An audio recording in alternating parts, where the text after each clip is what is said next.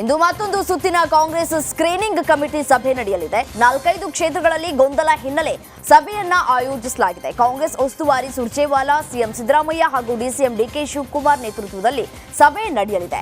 ಗೊಂದಲ ಇರುವ ಸ್ಥಳೀಯ ನಾಯಕರ ಜೊತೆ ನಾಯಕರು ಚರ್ಚೆಯನ್ನ ನಡೆಸಲಿದ್ದಾರೆ. ಬಳಿಕ ಅಭ್ಯರ್ಥಿಗಳನ್ನ ಫೈನಲ್ ಮಾಡಲಿದ್ದಾರೆ.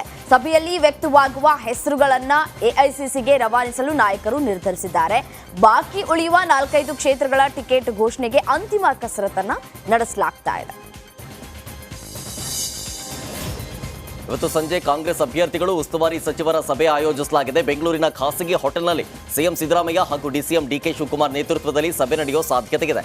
ಚುನಾವಣೆಯಲ್ಲಿ ಗೆಲ್ಲೋದಕ್ಕೆ ಅಭ್ಯರ್ಥಿಗಳು ಮತ್ತು ಉಸ್ತುವಾರಿ ಸಚಿವರಿಗೆ ಹೊಣೆಗಾರಿಕೆ ನೀಡೋ ಸಾಧ್ಯತೆಯಿದೆ. 20ಕ್ಕೂ ಹೆಚ್ಚು ಸ್ಥಾನಗಳನ್ನು ಗೆಲ್ಲಬೇಕು ಎಂಬ ಟಾರ್ಗೆಟ್ ನೀಡೋದಕ್ಕೆ ಸಿಎಂ ಡಿಸಿಎಂ ಮುಂದಾಗಿದ್ದಾರೆ. ಸ್ಥಳೀಯ ನಾಯಕರು ಹಾಗೂ ಕಾರ್ಯಕರ್ತರ ವಿಶ್ವಾಸಕ್ಕೆ ಪಡೆಯುವಂತೆ ಸೂಚನೆ ಕೊಡಲಿದ್ದಾರೆ. ಬೆಂಗಳೂರು ಗ್ರಾಮಾಂತರ ಕ್ಷೇತ್ರದಲ್ಲಿ ಕುಕ್ಕರ್ ಹಂಚಿಕೆ ಆರೋಪದ ಬಗ್ಗೆ ಡಿಸಿಎಂ ಡಿಕೆ ಶಿವಕುಮಾರ್ ಪ್ರತಿಕ್ರಿಯಿಸಿದ್ದಾರೆ. ಎಲ್ಲಾ ಶುಭ ಸಂದರ್ಭದಲ್ಲೂ ಉಡುಗೊರೆ ನೀಡಿದ್ದೇವೆ, ಪ್ರತಿ ವರ್ಷದಂತೆ ಈ ವರ್ಷವೂ ಉಡುಗೊರೆ ಕೊಟ್ಟಿದ್ದೇವೆ ಅಂತ ಡಿಸಿಎಂ ಹೇಳಿದರು. ಬಿಜೆಪಿ ಜೆಡಿಎಸ್ ನಡುವೆ ಅಸಮಾಧಾನ ಇತ್ತು, ಹಾಗಾಗಿ ನನ್ನ ವಿರುದ್ಧ ಆರೋಪ ಮಾಡ್ತಾ ಇದ್ದಾರೆ ಅಂತ ಡಿಕೆಶಿ ಆರೋಪಿಸಿದರು. ನೋಡ್ರಿ, ನಾವು ಹಬ್ಬಗಳು ಮಾಡ್ತಾ ಇರ್ತೀವಿ. ಇದು ರಂಜಾನ್ ಹಬ್ಬ, ಕನಕೋತ್ಸವ, ಬೇರೆ ಬೇರೆ ಕಾರ್ಯಕ್ರಮ, ಮದುವೆ ಮುಂಜಿಗಳಿಗೆಲ್ಲ ಹಿಂದೆ ಎಲ್ಲ ಬೇಕಾದಷ್ಟೆಲ್ಲ ಮಾಡಿದ್ದೀವಿ. ನಾವೇನು ಸಹಾಯ ಜನರಿಗೆ ಎಲ್ಲ ಬೇಕಾದಷ್ಟು ಮಾಡಿದ್ದೀವಿ. ಅದೇ ಹಳೆ ಫೋಟೋಗಳು ಇಟ್ಕೊಂಡು ಕೊಡ್ತಾ ಇರ್ಬೋದು ಅಷ್ಟೇ. ಹಳೆ ಫೋಟೋ ಇಟ್ಕೊಂಡು ಏನಾದ್ರು ಹೇಳ್ತಾ ಇರ್ಬೋದು. ಪಾಪ ಅವರು ಭಾಳ ಪ್ರಾಮಾಣಿಕರಿದ್ದಾರೆ, ಬಿಡಿ, ಅವ್ರದ್ದು ಏನಾದ್ರು ಮಾಡ್ಬೋದು. ನಾವು ನಮ್ಮದೇ ಆದಂಥ ಒಂದು ಪದ್ಧತಿಯಲ್ಲಿ, ಈಗ ನನ್ನ ಮಗಳು ಮದುವೆ ಮಾಡಿದೆ, ಎಲ್ಲರಿಗೂ ನಾನು ಸೀರೆ ಬಟ್ಟೆ ಕೊಟ್ಟೆಪ್ಪ. ಅದು ನಮ್ಮ ಧರ್ಮ, ನಮ್ಮ ಡ್ಯೂಟಿ, ನಾವು ಮಾಡಿದ್ವಿ. ಊಟ ಹಾಕ್ಸಿದ್ವಿ, ಹಾಗೆಲ್ಲ ನಾವು ಸ್ವೀಟ್ ಬಾಕ್ಸ್ ಕಳಿಸ್ಕೊಟ್ಟಿದ್ವಿ. ನಾವು ಕನಕೋತ್ಸವ ಮಾಡ್ತೀವಿ, ಯಾರ್ಯಾರು ಪಾರ್ಟಿಸಿಪೇಟ್ ಮಾಡ್ತಾರೆ ಎಲ್ಲರಿಗೂ ಗಿಫ್ಟ್ಗಳು ಕೊಟ್ಟಿದ್ವಿ. ಕೊರೋನಾ ಸಂದರ್ಭದಲ್ಲಿ ಪಂಚಾಯತಿಯಿಂದ ಪ್ರತಿಯೊಬ್ಬರಿಗೂ ಸಹಾಯ ಮಾಡಿದ್ದೀವಿ, ಫುಡ್ ಕಿಟ್ ಕೊಟ್ಟಿದ್ದೀವಿ, ಸಾಮಾನುಗಳು ಕೊಟ್ಟಿದ್ದೀವಿ, ಎಲ್ಲ ನಾವು ಮಾಡ್ಕೊಂಡು ಬರ್ತಿದ್ವಿ. ಎಲೆಕ್ಷನ್ಗೂ ಅದಕ್ಕೂ ಸಂಬಂಧ ಇಲ್ಲ. ಎಲೆಕ್ಷನ್ಗೋಸ್ಕರ ನಾವೇನು ಕೊಡಬೇಕಾದಂಥ ಅವಶ್ಯಕತೆ ಇಲ್ಲ. ಇನ್ನು ರಂಜಾನ್ಗೆ ಮೊದಲಿಂದನೂ ಅಲ್ಲಿ ಮುಸ್ಲಿಮನ್ ಬಾಂಧವರಿಗೆ ಸ್ವಲ್ಪ ಬಟ್ಟೆ ಗಿಟ್ಟೆ ಕೊಡಿಸೋದು ಆ ಲೋಕಲ್ MLA ಮೊದಲು ಒಂದು ಪದ್ಧತಿ ಇಟ್ಕೊಂಡು ಬಂದಿದ್ದರು. ಈಗ ಎಲೆಕ್ಷನ್ ಅವ್ಗಿನ್ನ ಗೊತ್ತಿಲ್ಲ. ಎಲೆಕ್ಷನ್ ದೆಹಲಿಯಲ್ಲಿ ಬಿಜೆಪಿ ವರಿಷ್ಠರನ್ನ ಭೇಟಿಯಾದ ಮಂಡ್ಯ ಸಂಸದೆ ಸುಮಲತಾ ಅಂಬರೀಶ್ ಬೆಂಗಳೂರಿಗೆ ವಾಪಸ್ಸಾದರು. ದೆಹಲಿಯಲ್ಲಿ ಬಿಜೆಪಿ ವರಿಷ್ಠರನ್ನ ಭೇಟಿಯಾಗಿ ಬಂದಿದ್ದೇನೆ, ನಾನು ಮಂಡ್ಯದಲ್ಲೇ ಸ್ಪರ್ಧಿಸ್ತೇನೆ, ಚಿಕ್ಕಬಳ್ಳಾಪುರಕ್ಕೆ ಬರಲ್ಲ ಅಂತ ಸುಮಲತಾ ಸ್ಪಷ್ಟಪಡಿಸಿದ್ರು. ಮಾರ್ಚ್ 22ವರೆಗೂ ಕೂಡ ಬಿಜೆಪಿ ಪಟ್ಟಿ ಬಿಡುಗಡೆಯಾಗಲ್ಲ, ನನಗೆ ಪಾಸಿಟಿವ್ ಇದೆ, ಪಕ್ಷದಲ್ಲಿ ನನ್ನ ಬಗ್ಗೆ ಗೌರವ ಇದೆ, ಏನಾಗುತ್ತೋ ನೋಡೋಣ ಅಂತ ಹೇಳಿದ್ರು. ಮಂಡ್ಯ ವಿಚಾರ ನಾನು ಅಲ್ಲೇ ಡೆಲ್ಲಿಲೇ ಹೇಳಿದ್ದೆ. ಒಂದಷ್ಟು ಡಿಸ್ಕಷನ್ಸ್ ಮಾಡಿದ್ವಿ. ಇನ್ನೂ ಯಾವುದೇ ಅಂತಿಮ ನಿರ್ಧಾರ ಆಗಿಲ್ಲ ಅಂತಲೇ ನನಗಿರೋ ಮಾಹಿತಿ, ಅದನ್ನೇ ನನಗೆ ಅವ್ರು ಕನ್ವೆ ಮಾಡಿದ್ರು.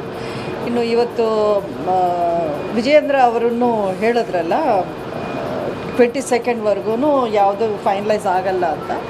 ಸೊ ಪ್ರಧಾನಮಂತ್ರಿಗಳು ಹಾಗೂ ಹೋಮ್ ಮಿನಿಸ್ಟ್ರ್ ಅವರು ಕೂತ್ಕೊಂಡು ಚರ್ಚೆ ಮಾಡಿಯೇ ಎಲ್ಲವೂ ಒಂದು ಅಂತಿಮ ನಿರ್ಧಾರವನ್ನು ಮಾಡೋದು. ಮೇಡಮ್, ಈಗ ಚಿಕ್ಕಬಳ್ಳಾಪುರಕ್ಕೆ ಸ್ಪರ್ಧೆ ಮಾಡ್ತಾರೆ ಅನ್ನೋ ಮಾತುಗಳು ಸಹ ಕೇಳ್ಬರ್ತಿದೆ. ಹೈಕಮಾಂಡ್ ಕೂಡ ಸೂಚನೆ ನೀಡಿದೆ ಅನ್ನೋ ಮಾತು.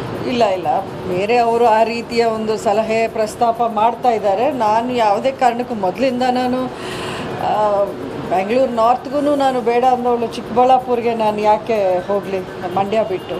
ನನ್ನದೇನಿದ್ರು ರಾಜಕೀಯ ಮಾಡಿದ್ರೆ ಮಂಡ್ಯದಲ್ಲೇ ಅಂತ ಹೇಳಿದ್ದೆ. ಈಗಲೂ ಅದನ್ನೇ ನಾನು ಹೇಳಿಬಿಟ್ಟು ಬಂದಿಲ್ಲ. ಮಂಡ್ಯ ವಿಚಾರ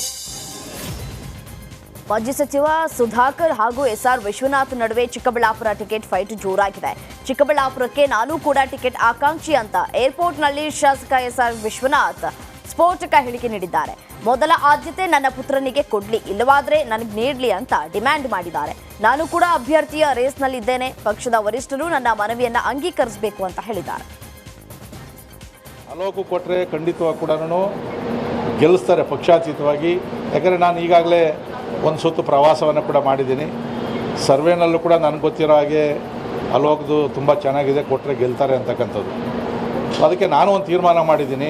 ವರಿಷ್ಠರು ಅಕಸ್ಮಾತ್ ಬೇರೆ ಬೇರೆ ಕಾರಣಗಳಿಂದ ಯುವಕನಾಗಿದ್ದರೂ ಕೂಡ ಮುಂದಕ್ಕೆ ಅವಕಾಶ ಕೊಡ್ತೀವಿ ಅಂತನೋ ಏನಾದರೂ ತೀರ್ಮಾನ ತೊಗೊಂಡ್ರೆ, ನಾನು ಫ್ಲೈಟಲ್ಲಿ ಬರೋವಾಗೆ ತೀರ್ಮಾನ ಮಾಡ್ಕೊಂಬಂದಿದ್ದೀನಿ. ನಾನು ಲೋಕಸಭಾ ಸ್ಥಾನಕ್ಕೆ ಚಿಕ್ಕಬಳ್ಳಾಪುರಕ್ಕೆ ನಿಲ್ಲಬೇಕು ಅಂತಕ್ಕಂಥ ತೀರ್ಮಾನವನ್ನು ಮಾಡಿದ್ದೀನಿ. ರಾಜ್ಯ ಅಧ್ಯಕ್ಷರು ಕೂಡ ಈಗ ನನ್ನ ಸ್ಪಷ್ಟವಾದ ನಿಲುವನ್ನು ತಿಳಿಸಿದ್ದೀನಿ. ಯಾಕೆ ಅಂದರೆ ಚಿಕ್ಕಬಳ್ಳಾಪುರ ಕೈತಪ್ಪು ಹೋಗಬಾರ್ದು ಅನ್ನೋ ಕಾರಣದಿಂದ ನಾನು ಹೇಳ್ತಾ ಇರ್ತಕ್ಕಂಥದ್ದು. ಅಲೋಕು ಕೊಟ್ಟರೆ ಖಂಡಿತವಾಗಿ ಕೂಡ ಗೆಲ್ಲಿಸ್ತಾರೆ ಪಕ್ಷಾತೀತವಾಗಿ. ಯಾಕಂದರೆ ನಾನು ಈಗಾಗಲೇ ಒಂದು ಸುತ್ತು ಪ್ರವಾಸವನ್ನು ಕೂಡ ಮಾಡಿದ್ದೀನಿ. ಸರ್ವೇನಲ್ಲೂ ಕೂಡ ನನಗೆ ಗೊತ್ತಿರೋ ಹಾಗೆ ಅಲೋಕ್ದು ತುಂಬ ಚೆನ್ನಾಗಿದೆ, ಕೊಟ್ಟರೆ ಗೆಲ್ತಾರೆ ಅಂತಕ್ಕಂಥದ್ದು. ಅದಕ್ಕೆ ನಾನು ಒಂದು ತೀರ್ಮಾನ ಮಾಡಿದ್ದೀನಿ. ವರಿಷ್ಠರು ಅಕಸ್ಮಾತ್ ಬೇರೆ ಬೇರೆ ಕಾರಣಗಳಿಂದ ಯುವಕನಾಗಿದ್ದರೂ ಕೂಡ ಮುಂದಕ್ಕೆ ಅವಕಾಶ ಕೊಡ್ತೀವಿ ಅಂತನೋ ಏನಾದರೂ ತೀರ್ಮಾನ ತೊಗೊಂಡ್ರೆ ನಾನು ಫ್ಲೈಟಲ್ಲಿ ಬರೋವಾಗೆ ತೀರ್ಮಾನ ಮಾಡ್ಕೊಂಬಂದಿದ್ದೀನಿ. ನಾನು ಲೋಕಸಭಾ ಸ್ಥಾನಕ್ಕೆ ಚಿಕ್ಕಬಳ್ಳಾಪುರಕ್ಕೆ ನಿಲ್ಲಬೇಕು ಅಂತಕ್ಕಂಥ ತೀರ್ಮಾನವನ್ನು ಮಾಡಿದ್ದೀನಿ. ರಾಜ್ಯ ಅಧ್ಯಕ್ಷರು ಕೂಡ ಈಗ ನನ್ನ ಸ್ಪಷ್ಟವಾದ ನಿಲುವನ್ನು ತಿಳಿಸಿದ್ದೀನಿ. ಯಾಕೆ ಅಂದರೆ ಚಿಕ್ಕಬಳ್ಳಾಪುರ ಕೈತಪ್ಪು.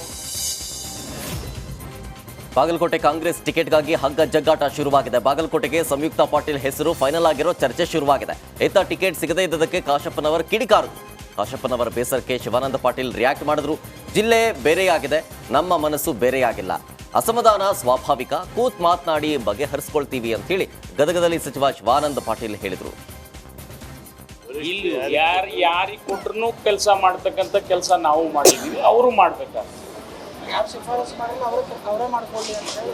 ಶಿಫಾರಸ್ ಮಾಡ್ತಕ್ಕಂಥ ಕೆಲಸ ಯಾರು ಮಾಡೋದಿಲ್ಲ, ಪಕ್ಷ ಮಾಡ್ತದೆ, ಕಾರ್ಯಕರ್ತರು ಮಾಡ್ತಾರೆ. ಅದ್ರ ಬಗ್ಗೆ ನೀವು ತಲೆನೇ ಕೆಡ್ಸ್ಕೊಳ್ಬೇಡಿ. ಚುನಾವಣೆ ಆದ್ಮೇಲೆ ಮಾತಾಡೋದು ನಾವು ನೀವು. ಅಭ್ಯರ್ಥಿ ಬೇರೆ ಜಿಲ್ಲೆ ಅಲ್ಲ ರೀ, ಬಿಜಾಪುರ ಬಾಗಲಕೋಟೆ ಒಂದೇ ಜಿಲ್ಲೆ. 2003ರಲ್ಲಿ ನಾವು ಬೇರೆ ಆಗಿವಿ ಅಷ್ಟೇ. ಆದ್ರೆ ಜಿಲ್ಲೆ ಬೇರೆ ಆಗಿರ್ಬೋದು, ಮನಸ್ಸು ಬೇರೆ ಆಗಿಲ್ಲ, ಆಗೋದು ಇಲ್ಲ. ನೀವು ತಲೆ ಕೆಡ್ಸ್ಕೊಬೇಡಿ.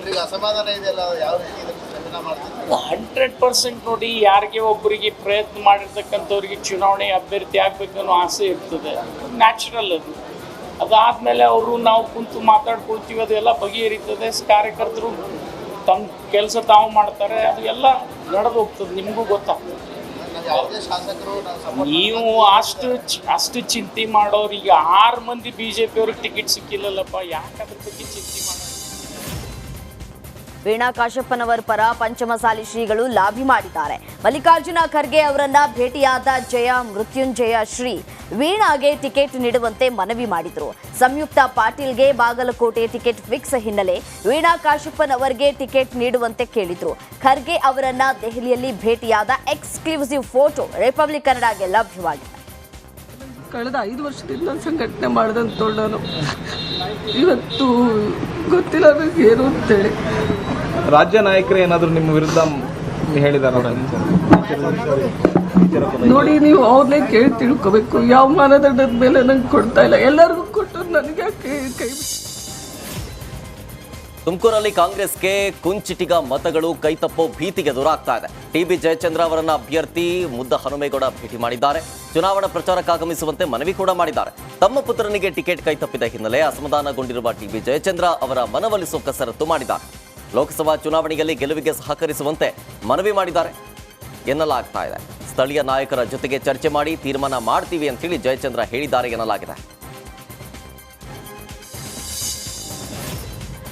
ಲೋಕಸಭಾ ಅಖಾಡದಲ್ಲಿ ಹನುಮಾನ್ ಚಾಲಿಸಾ ಫೈಟ್ ಜೋರಾಗಿದೆ. ಬಿಜೆಪಿ ಸಂಸದ ತೇಜಸ್ವಿ ಸೂರ್ಯ ವಿರುದ್ಧ ಪ್ರಕರಣ ದಾಖಲಾಗಿದೆ. ಹಲ್ಸೂರು ಗೇಟ್ ಪೊಲೀಸ್ ಠಾಣೆಯಲ್ಲಿ 153, 295, 123, 3A ಅಡಿ ಕೇಸ್ ದಾಖಲಿಸಲಾಗಿದೆ. ಸಂಸದ ತೇಜಸ್ವಿ ಸೂರ್ಯ ವಿರುದ್ಧ ಕ್ರಮವನ್ನು ಕೈಗೊಳ್ಳುವಂತೆ ಚುನಾವಣಾಧಿಕಾರಿಗೆ ಜನಾಂದೋಲನ ಸಂಘಟನೆ ದೂರನ್ನು ನೀಡಿತ್ತು. ಶಾಸಕ ಹ್ಯಾರಿಸ್ ಕಾರು ಹಾಗೂ ಸ್ಟಿಕ್ಕರ್ ದುರ್ಬಳಕೆ ಮಾಡಿಕೊಂಡಿರೋ ಆರೋಪ ಕೇಳಿಬಂದಿದೆ. ಹ್ಯಾರಿಸ್ ಸಂಬಂಧಿ ಹಫೀಜ್ ಕಾರು ದುರ್ಬಳಕೆ ಮಾಡಿಕೊಂಡಿದ್ದಾರೆ. ಈ ಹಿಂದೆ ಹಫೀಜ್ ಮನೆ ಮೇಲೆ ಇಡಿ ರೇಡ್ ಆಗಿತ್ತು. ಕರ್ನಾಟಕ, ಕೇರಳ, ಗೋವಾದಲ್ಲಿ ದಾಳಿ ನಡೆದಿತ್ತು. PMLA ಅಡಿಯಲ್ಲಿ ಜಾರಿ ನಿರ್ದೇಶನಾಲಯ ದಾಳಿ ನಡೆಸಿತ್ತು. ಮೊಹಮ್ಮದ್ ನಲ್ಪಾಡ್ಗೂ ಕೂಡ ಮೊಹಮ್ಮದ್ ಹಫೀಜ್ ಆಪ್ತ ಎನ್ನಲಾಗ್ತಿದೆ.